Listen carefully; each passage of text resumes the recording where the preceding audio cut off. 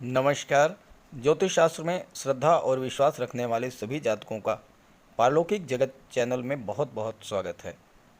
27 अप्रैल शाम 6:29 पर धन, वैभव, ऐश्वर्य, कला और सौंदर्य, सुख, समृद्धि और संपन्नता, यौवन, विवाह और संतान के कारक शुक्र अपनी उच्च की राशि मीन राशि में गोचर कर चुके हैं। शुक्र मीन राशि में 23 मई रात्रि 8:39 तक गोचर करेंगे और शुक्र के इस राशि परिवर्तन का कन्या राशि के जातकों पर क्या प्रभाव पड़ेगा, इसी का विश्लेषण करेंगे इस वीडियो में। विशेष बात यह है कि मीन राशि में ही देवगुरु बृहस्पति भी गोचर कर रहे हैं और 17 मई को मंगल का भी गोचर मीन राशि में होगा और 17 मई से 23 मई तक 6 दिन के लिए शुक्र मंगल की युति भी बनेगी, जो कि अत्यंत श्रेष्ठ युति है। और इसके अलावा कन्या राशि के जातकों की कुंडली में शुक्र मालव्य राजयोग का निर्माण कर रहे हैं, जबकि देवगुरु हंस महापुरुष राजयोग का निर्माण कर रहे हैं। तो इन सब ग्रह स्थितियों का कन्या राशि के जातकों के जीवन पर क्या प्रभाव पड़ेगा, इसी का विश्लेषण करेंगे।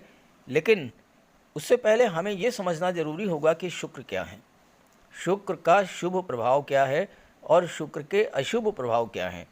साथ ही वीडियो के अंत में शुक्र के उपायों पर भी चर्चा करेंगे, क्योंकि शुक्र धन के कारक हैं और अगर आपने शुक्र का उपाय कर लिया तो आपके जीवन में धन, वैभव, सुख, समृद्धि, संपन्नता की बाढ़ आएगी।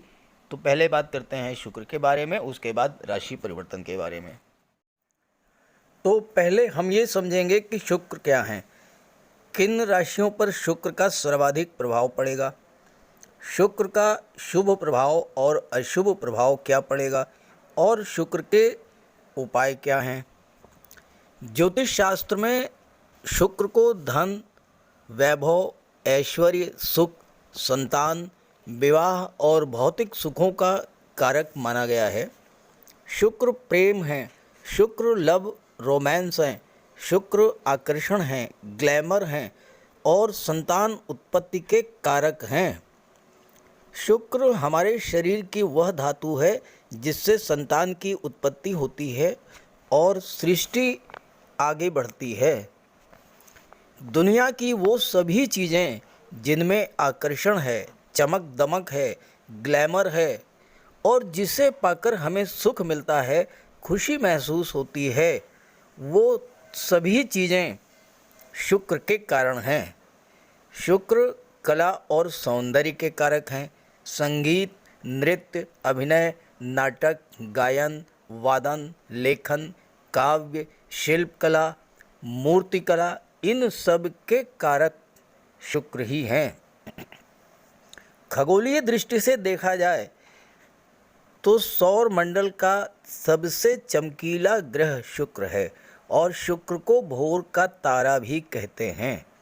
शुक्र सुहाग के और सौभाग्य के कारक माने जाते हैं और यही वजह है कि जब कोई कन्या विवाह करके अपने ससुराल आती है तो पहले उसे भोर के तारे के दर्शन कराए जाते हैं, ताकि उसका सब सुहाग अटल रहे।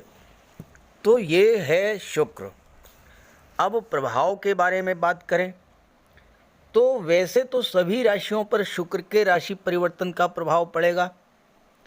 27 अप्रैल को शाम 6:29 पर शुक्र राशि परिवर्तन करेंगे, लेकिन वो जातक जिनकी कुंडली में शुक्र की महादशा या अंतर्दशा चल रही है वो विशेष प्रभावित होंगे। साथ ही साथ मीन राशि में 3 नक्षत्र होते हैं, पूर्वा भाद्रपद, उत्तरा भाद्रपद और रेवती नक्षत्र। तो जिन जातकों का जन्म इन नक्षत्रों में हुआ है उन पर विशेष प्रभाव पड़ेगा। साथ ही साथ जो लोग शुक्र से संबंधित कार्य करते हैं या देवगुरु से संबंधित कार्य करते हैं उन पर भी शुक्र के राशि परिवर्तन का विशेष प्रभाव पड़ेगा, चूँकि शुक्र देवगुरु की राशि मीन राशि में उच्च के हो रहे हैं। जैसे finance, media, cinema, art, journalism, ये सब। शुक्र के इस राशि परिवर्तन का जो कि 27 अप्रैल से 23 मई तक रहेगा, इसका अच्छा प्रभाव क्या पड़ेगा ये समझिए। शुक्र उच्च की राशि में गोचर करने जा रहे हैं। मीन राशि जल तत्वीय राशि है, शुक्र भी जल तत्वीय ग्रह हैं। इसके अलावा मीन राशि 12वीं राशि है, काल पुरुष की 12वीं राशि है और शुक्र 12वें भाव में अति विशिष्ट कारक होते हैं। बहुत सारे लोग जो विवाह के इच्छुक हैं उनके विवाह का योग बनेगा, विवाह के लिए रिश्ते आएंगे। पार्टनरशिप में जो लोग काम करना चाहते हैं उनके लिए बहुत ही अच्छा रहेगा, बहुत अच्छे पार्टनर उनको मिल सकते हैं। जीवन साथी के सहयोग से आप कोई व्यापार व्यवसाय खासकर कला के क्षेत्र में करते हैं तो उसमें बहुत बड़ा लाभ है। 12वां घर क्या है? 12वां घर सपनों का घर है, 12वां घर नींद का घर है। जो लोग ऐसे कार्य करते हैं जिनमें इमेजिनेशन या कल्पना का प्रभाव ज़्यादा है उनके लिए शुक्र का गोचर बहुत अच्छा है। शुक्र क्रिएटिविटी के कारक होते हैं।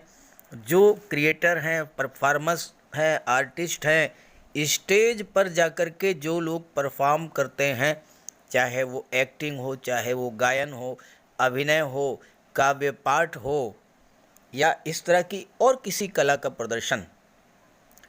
अब यहाँ एक विशेष बात ये रहेगी कि देवगुरु और शुक्र दोनों ही साथ में हैं और दोनों ही परम ज्ञानी हैं। तो इन दोनों ग्रहों में कुंडली के सभी दोषों को दूर करने की क्षमता होती है, ये कहना है महर्षि पाराशर का। इसलिए ये दोनों ग्रह नैसर्गिक रूप से शुभ माने जाते हैं और ये दोनों ही ग्रह अगर उच्च की स्थिति में हों या स्वराशि में हों तो कुंडली के सभी दोषों का नाश कर देते हैं।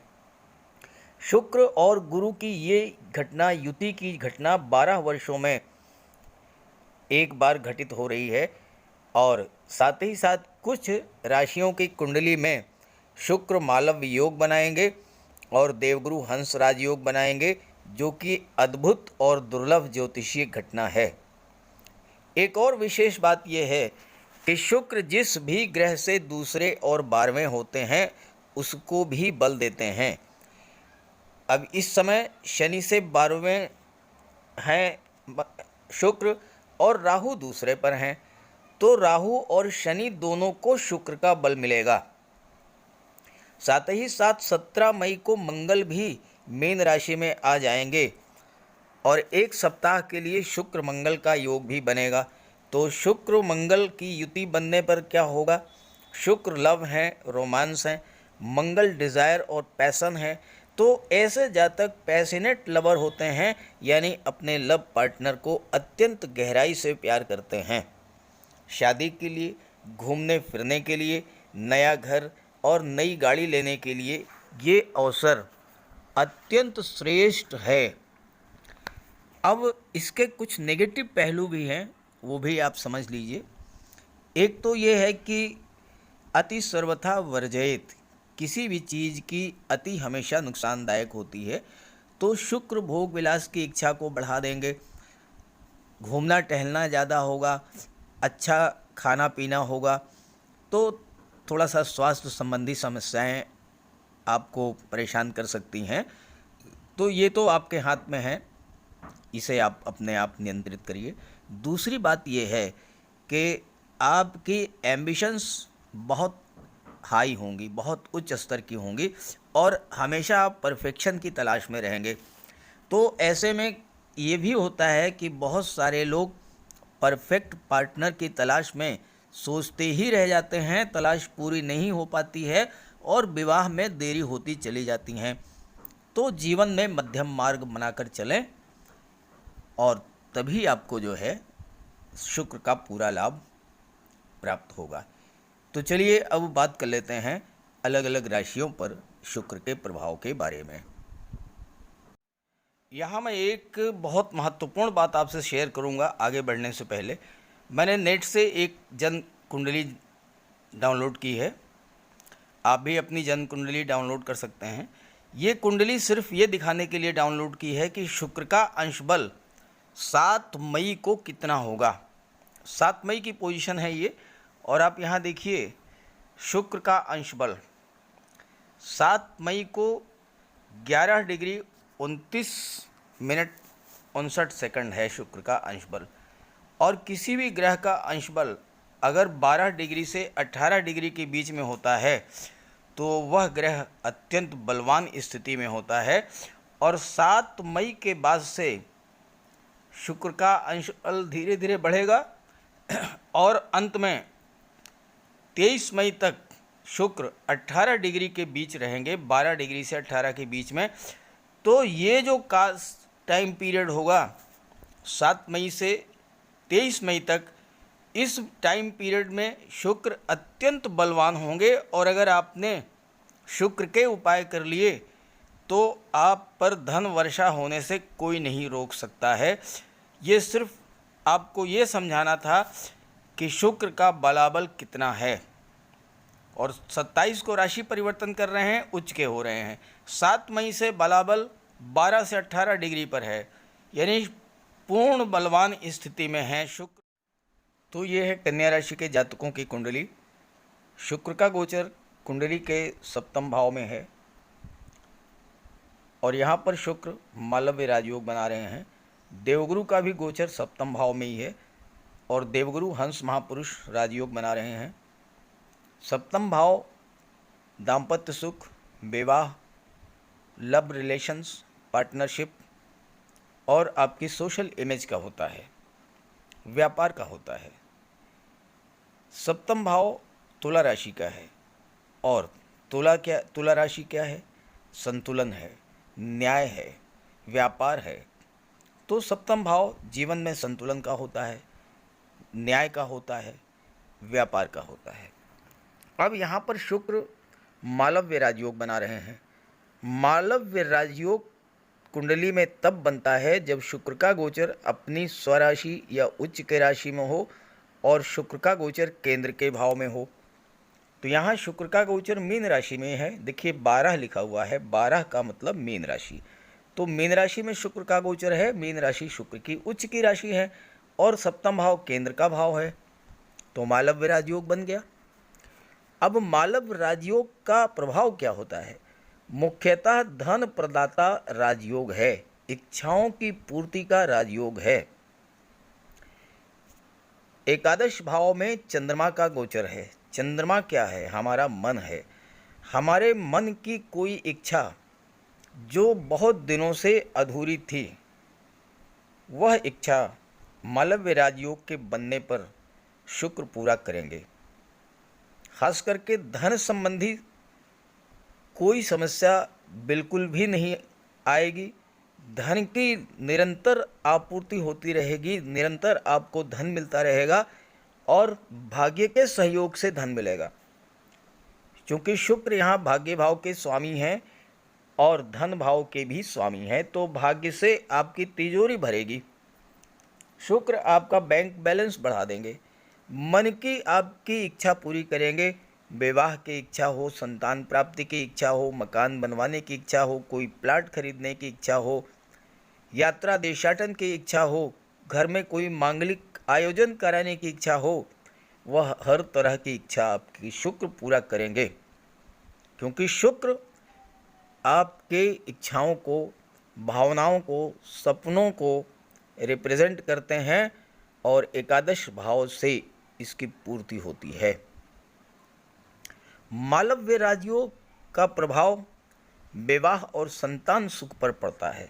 मालव्य राजयोग विवाह कराने वाला योग है, संतान सुख देने वाला योग है, जीवन में समृद्धि और संपन्नता लाने वाला योग है और विपरीत लिंगी के प्रति आकर्षण को बढ़ाने वाला, लव रोमांस को बढ़ाने वाला राजयोग है। अब अगर किसी वजह से अभी तक आपके दाम्पत्य जीवन में तनाव की स्थिति बनी हुई थी, किसी मुद्दे पर मतभेद था, मनभेद था, कोई गलतफहमी थी, तो देवगुरु और शुक्र के गोचर करने से स्थितियां बिल्कुल सामान्य हो जाएंगी। क्योंकि देवगुरु क्या करेंगे? आपके अंदर ज्ञान, बुद्धि, विवेक को जागृत करेंगे। और शुक्र आपका व्यवहार अत्यंत मधुर, वाणी अत्यंत मधुर करेंगे।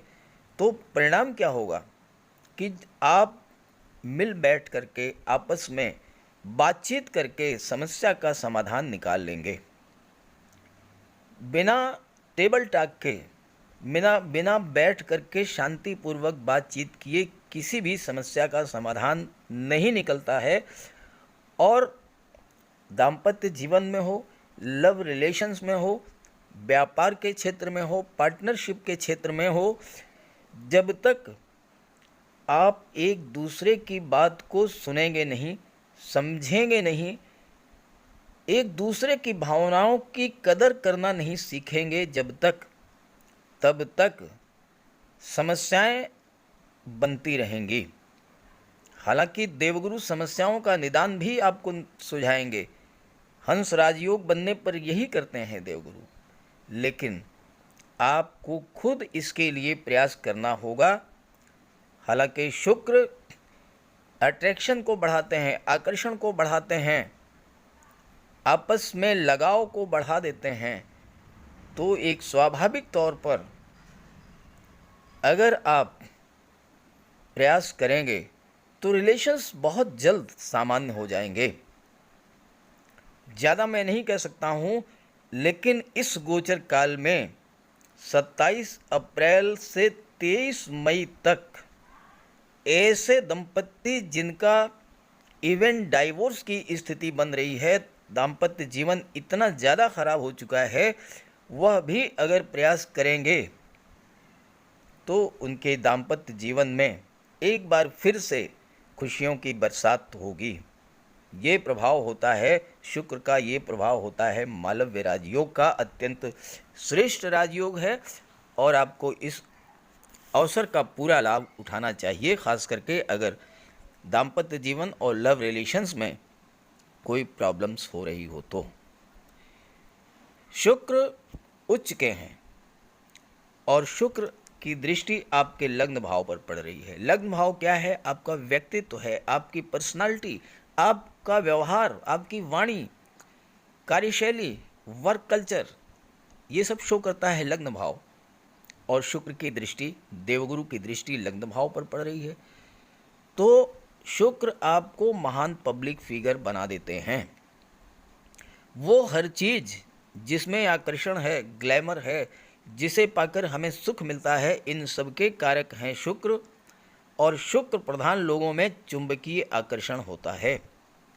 और यहाँ एक बहुत महत्वपूर्ण बात है, शुक्र भाग्य भाव के स्वामी हैं, धन भाव के स्वामी हैं, कर्म भाव के स्वामी हैं बुध, जो कि गुरु और शुक्र दोनों के मित्र हैं। तो शुक्र कला और सौंदर्य दोनों के कारक होते हैं।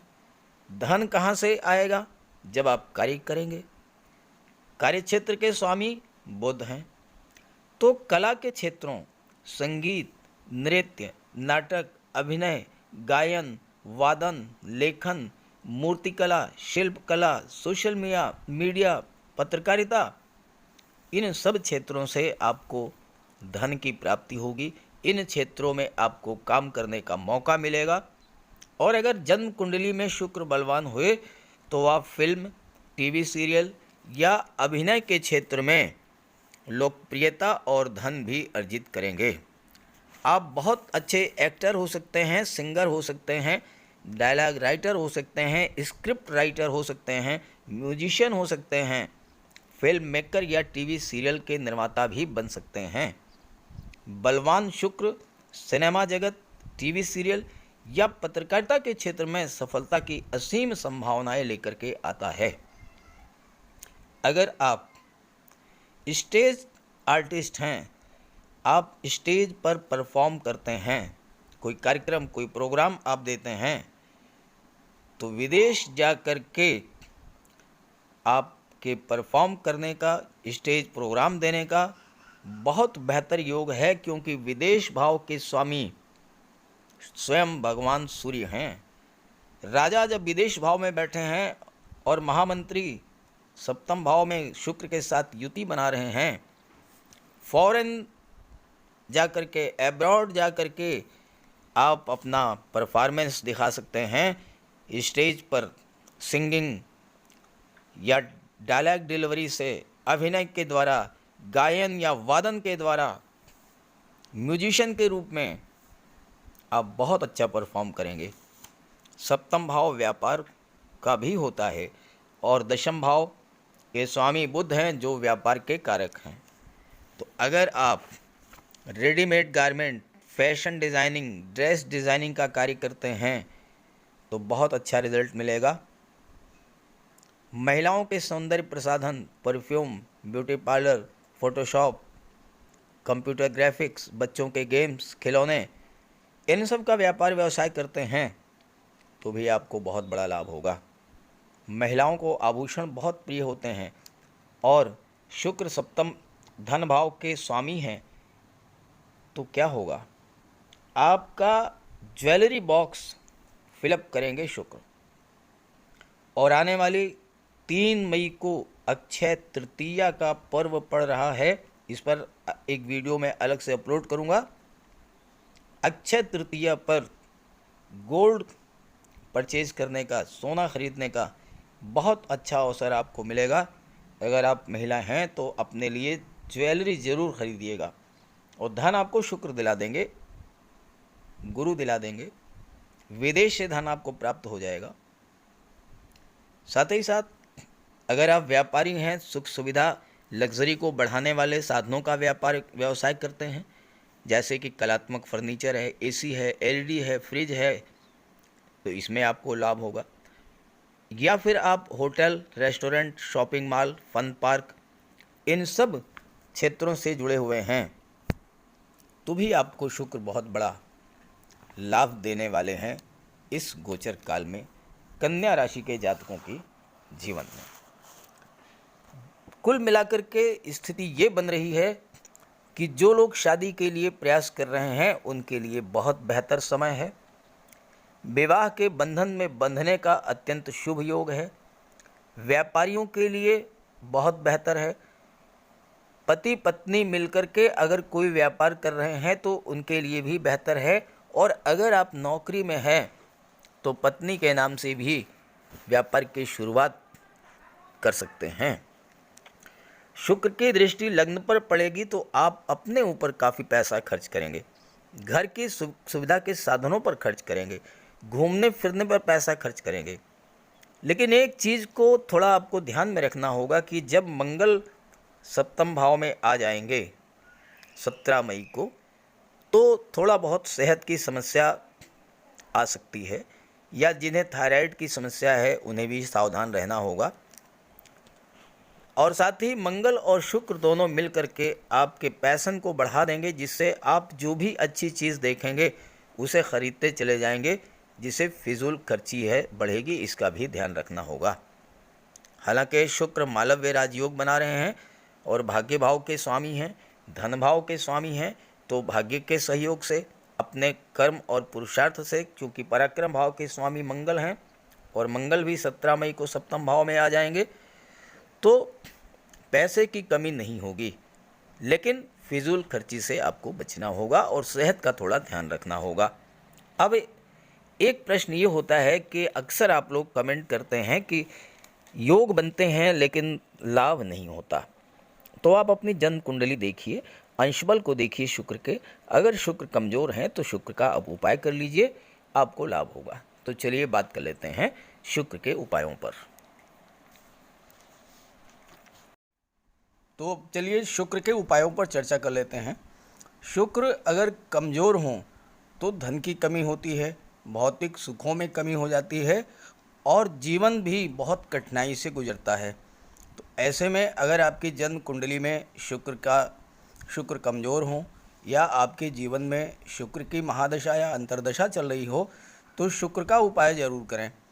और बहुत आसान है उस शुक्र का उपाय। माता लक्ष्मी की उपासना करें। माता लक्ष्मी के मंदिर में 7 लौंग शुक्रवार के दिन अर्पित करें। घर को साफ सुथरा रखें, स्वच्छ रखें। घर में कबाड़ बिल्कुल जमा ना होने दें। चांदी की एक चेन या अंगूठी धारण करें। शुक्रवार के दिन श्वेत पदार्थों का भोजन करें। दूध, दही, खीर, मिष्ठान और कन्याओं को भी खीर और मिष्ठान का भोजन अगर करा सकते हो तो कराएं। शुक्रवार को श्वेत रंग के वस्त्र धारण करें। साथ ही साथ श्वेत रंग के पदार्थों का दान करें। चावल, चीनी, श्वेत वस्त्र, कपूर, मिश्री या श्रृंगार सामग्री का। शुक्रवार का व्रत 21 सप्ताह तक करें। महिलाओं का सम्मान करें और साथ ही साथ जब घर से बाहर निकलें तो इत्र या परफ्यूम का प्रयोग करें। और एक बहुत ही चमत्कारी उपाय है, भगवान भोले शंकर को सोमवार के दिन श्वेत पुष्प अर्पित करें और भगवान भोले शंकर की आराधना करें। अगर आप ये सब उपाय कर लेते हैं तो शुक्र को बल मिलेगा, और जब शुक्र को बल मिलेगा तो आपके जीवन में सुख, समृद्धि और संपन्नता आएगी। तो सभी ग्रहों की कृपा दृष्टि आप पर बनी रहे, इसी भावना के साथ आप सभी का बहुत बहुत धन्यवाद। नमस्कार।